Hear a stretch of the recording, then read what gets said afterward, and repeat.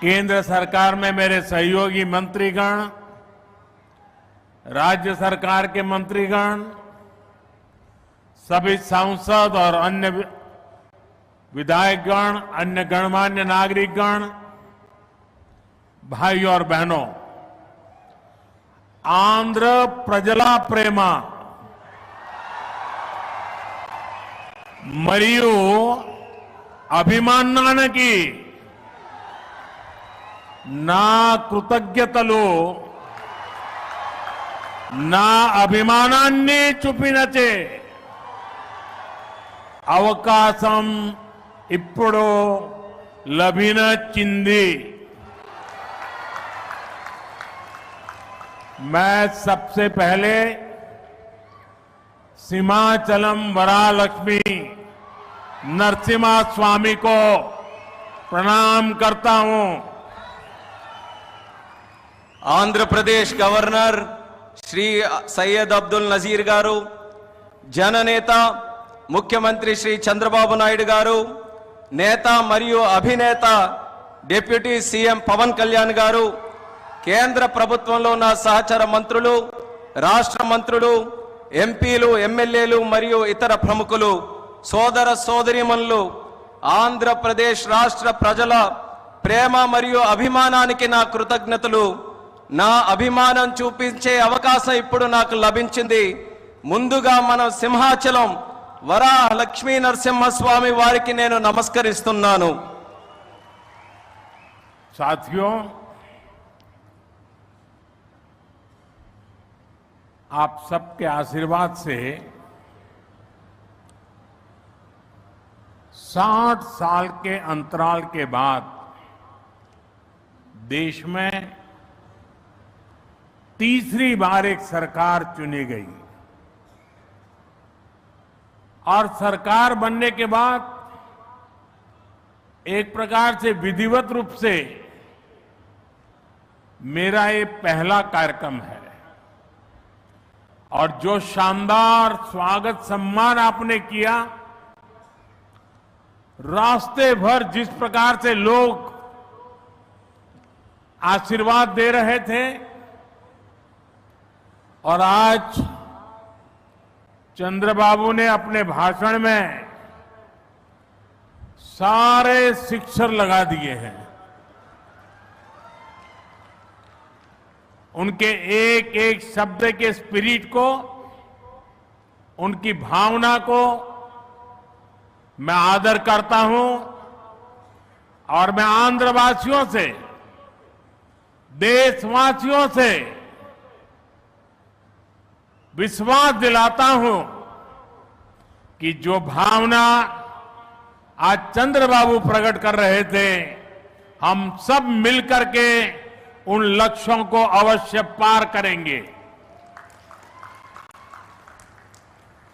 మీ ఆశీర్వాదంతో 60 సంవత్సరాల తర్వాత మూడోసారి మళ్ళీ కేంద్రంలో మన ప్రభుత్వం వచ్చింది. తరువాత మీ యొక్క ఆశీర్వాదం, మీ యొక్క స్వాగతం నేను చూశాను. దానికి మించి మన అధినాయకుడు చంద్రబాబు నాయుడు గారు ఆయన స్పీచ్లో అన్ని విషయాలు కూడా కూలంకుషంగా చెప్పారు.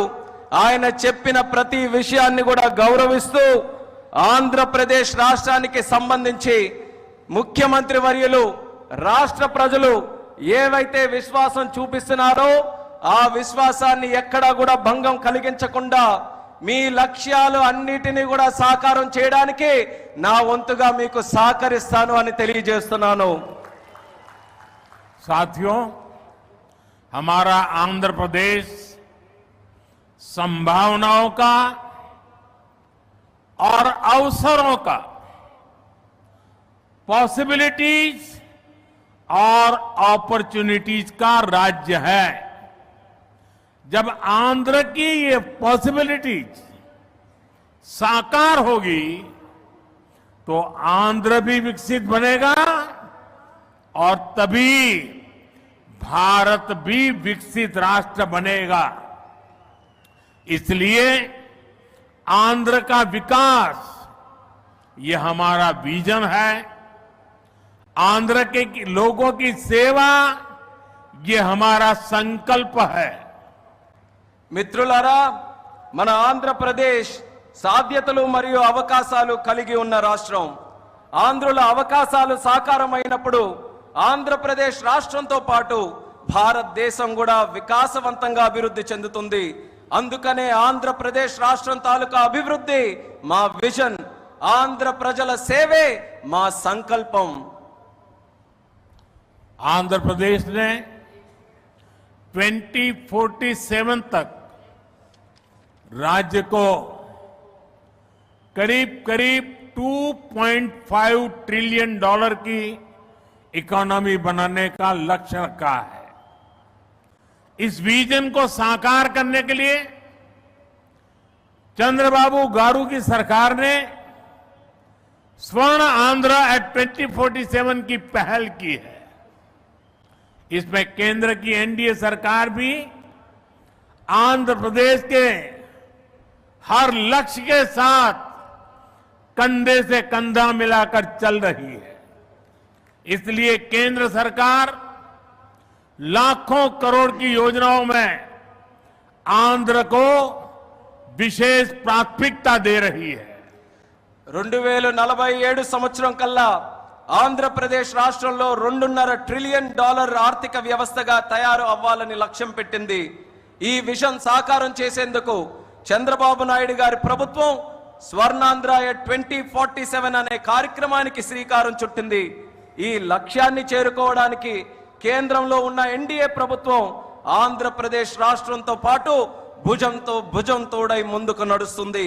అందుకే లక్షల కోట్ల పథకాలతో కేంద్ర ప్రభుత్వం ఆంధ్రపై ప్రత్యేక దృష్టి సారించి ప్రాధాన్యత కూడా ఇస్తుంది. आज यहां 2 लाख करोड़ रुपए से ज्यादा के प्रोजेक्ट का उद्घाटन और शिलान्यास किया गया है। ये प्रोजेक्ट्स आंध्र प्रदेश को विकास को नई ऊंचाई देंगे।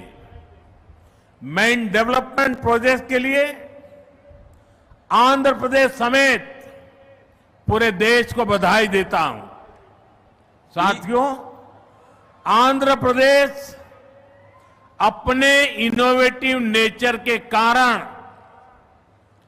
आईटी और टेक्नोलॉजी का इतना बड़ा हब है।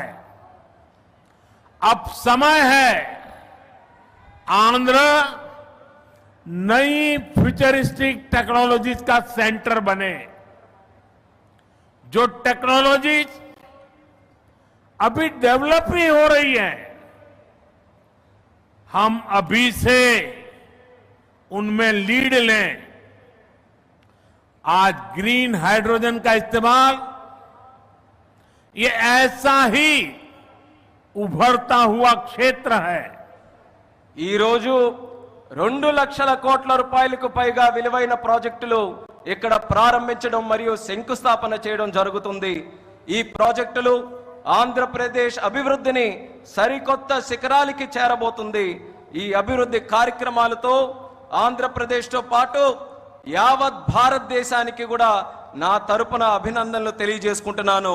మిత్రులారా, ఆంధ్రప్రదేశ్ రాష్ట్ర ప్రజల తాలూకా సృజనాత్మకత వల్ల ఆంధ్రప్రదేశ్ రాష్ట్రం ఐటీ మరియు సాంకేతికతకు ఒక పెద్ద కేంద్రంగా మారింది. ఇప్పుడు సమయం వచ్చింది ఆంధ్రప్రదేశ్ రాష్ట్రం సరికొత్త టెక్నాలజీస్ కు కేంద్ర బిందువుగా మారాలి.